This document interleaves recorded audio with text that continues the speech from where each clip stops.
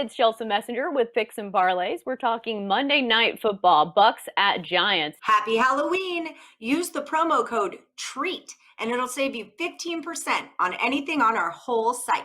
Tampa Bay, big favorites in this one, minus 12.5. The total is 45. The Bucks enter 5-2 on the year, 4-3 against the number, while the Giants are 1-6 straight up, but 4-3 against the spread. Chirimbes is 15-6 on the year. Standalone primetime games on a bit of a heater, and this qualifies as a standalone primetime game. So we expect big things from Chirimbes. Chip, what do you got on Bucks and Giants? Well, I'm expecting big things out of myself as well. You know, Tampa's 5-1. Of course, Tampa's only 1-6, but both are 4-3 against the number, and that counts more than anything as far as we're concerned. The beginning of the year, we had some questions about Brady. Is he aging at 43? Is it catching up to him? Last 5 games, Chelsa 15 touchdown passes, only 1 interception.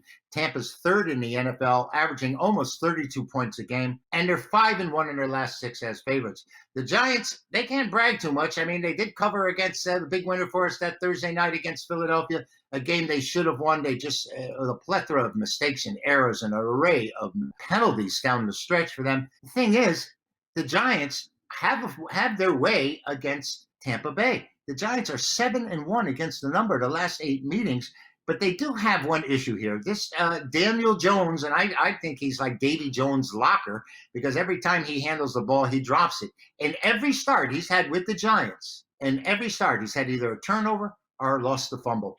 And the Giants are just not playing all that well at home. They've only covered 7 of their last 28 when playing at home. They're 3-13 as home dogs. It's really difficult to take them here. I think there's a line, there's always a silver lining to every cloud. The Giants have gone over 5 of the last 7 at home. They've gone over 7 out of 8 after an ATS, a point spread win. Tampa Bay as well has been an over machine, going 21-8 in their last 29 and 16-5 over on the road. I think over's the way to go here. I don't have to worry if Jones fumbles the ball and Tampa Bay picks it up and scores. I could smile. Otherwise, as an old Giant fan, I think they may be in trouble here ordinarily, but the total may be the way to go. Well, the Giants have at least had some signs of hope as opposed to the other New York team. Daniel Jones going for that nice run where the turf monster eventually got him, but still he was running pretty fast, and they do score some points here and there. And this number is so low, 45, that the Bucks could possibly cover it almost by themselves. You kind of alluded to it. This Bucks offense has really found its footing as opposed to like the first 3 games. It looked like Tom Brady was missing a step. He didn't have the chemistry with his receivers quite yet. But right now we're seeing the best of Tom Brady. And especially, we haven't even mentioned the Bucks defense. They've got the best run defense in the entire NFL, right up there with the Steelers. And then you've got Daniel Jones, who has set all kinds of records when it comes to fumbling the football. My goodness, I think he's fumbled the ball more times than games he's actually played in. So that might be a bad matchup when it comes to Daniel Jones and this Bucks defense. And, Chelsea, even in that win that we had over Philadelphia, where a point spread win, of course, 22-21, they lost the game. He fumbled on the last play of the game when it's just always up in the air with him, because he tries to make some throws that maybe he should have a little better judgment, and down the line in his career, he wouldn't make those throws.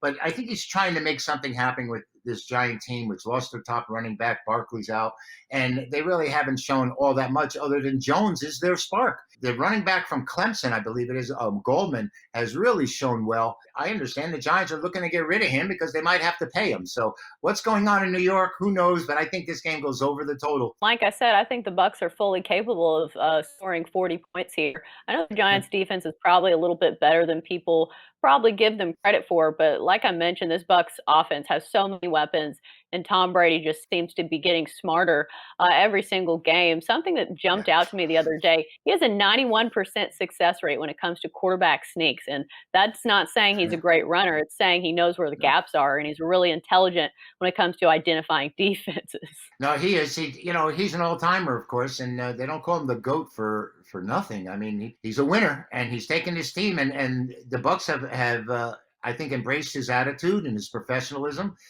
They just signed Brown, which Tampa's going to be – you're going to have to reckon with them down the way, because they're getting better every week, Chelsea, and you could see it. In the beginning of the season, maybe his timing, his coordination wasn't in sync with everyone out there.